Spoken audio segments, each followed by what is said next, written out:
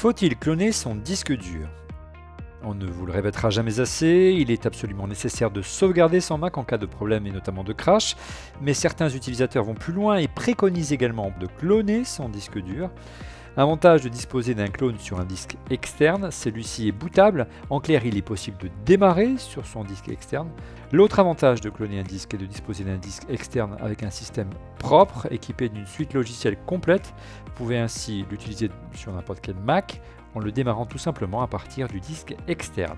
C'est d'autant plus aisé à utiliser si vous disposez d'un SSD externe équipé d'un port USB-C qui multiplie par 4 l'autotransfert par rapport à un disque dur externe standard, ou mieux Thunderbolt 3 comme ce modèle qui affiche des débits jusqu'à 2800 mégaoctets par seconde. Pour cloner son disque interne, nous vous conseillons d'utiliser un utilitaire comme Carbon Copy Cloner. Celui-ci est certainement le plus connu et le plus simple d'emploi. Certes, il est payant, mais son usage est gratuit durant 30 jours à partir de la version démo. Profitons-en. Téléchargez donc Carbon Copy Cloner sur le site de son éditeur Bombitch et installez la version d'essai. Ouvrez Carbon Copy Cloner, sélectionnez dans l'interface le disque source, à savoir le disque interne de votre Mac, et la destination, le disque de sauvegarde, et cliquez sur Cloner. L'opération peut prendre un certain temps, tout dépend de la quantité de données stockées bien sûr, mais sachez que l'opération est plus rapide qu'une sauvegarde Time Machine car les fichiers ne sont pas compressés. Une fois le clonage terminé, redémarrez votre Mac en maintenant la touche Option enfoncée.